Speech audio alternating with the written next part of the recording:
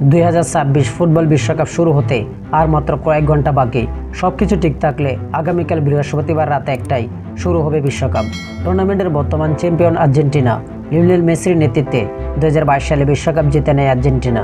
এবার আসলে অন্যতম হট ফেভারিটও আর্জেন্টিনা। বিশ্বকাপ শুরুর আগে প্রস্তুতির জোরদারের ম্যাচে আইসল্যান্ডের বিপক্ষে 3 গোলে জয় পায় আর্জেন্টিনা। চোট থেকে ফিরে পেনাল্টি থেকে গোল করেন মেসি। সেই গোলের মধ্য দিয়ে 69 বছরের পুরনো এক ঐতিহাসিক রেকর্ডে গড়েন আর্জেন্টিন তারকা। ম্যাচ শেষে প্রতিপক্ষ দলকে নিয়ে আর্জেন্টিনা তারকা ফুটবলার লিওনেল মেসি বলেন, শুরু থেকে দারুণ উপভোগ করেছি। যেখানে আসার পর থেকে একটু অস্বস্তি ভুগেছিল, তবে আমি খেলার জন্য মুখিয়ে ছিলাম। মাঠে নেমে খুব ভালো লেগেছে। খেলার জন্য তীব্র ইচ্ছে ছিল যাতে ইনজুরি ভয়টা কেটে যায় এবং মন খুলে খেলতে পারি। বিশ্বকাপ অভিষেকের আগে সবাইকে পুরোপুরি ফিট করে তুলতে আমাদের হাতে আরও 1 সপ্তাহ সময় আছে।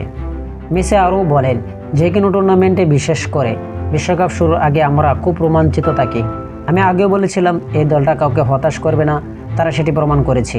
যে কোনো প্রতিপক্ষ বা টুর্নামেন্টে তারা সমান ইচ্ছা ও উদ্দীপনা নিয়ে লড়াই করে। এটি একটি বিজয়ী দল যারা সবসময় আরও বেশি কিছু চাই। আর্জেন্টিনা অধিনায়ক আরও যোগ করে বলেন, এই দলটা আজ যে অবস্থানে আছে তার প্রতিটা ইঞ্চি তারা নিজেদের যোগ্যতা অর্জন করেছে। আমরা সবসময় নিজেদের সর্বোচ্চটা দেওয়ার চেষ্টা করি। কখনো ভাগ্য সহায় হয়, কখনো ভাগ্য সহায় হয় না।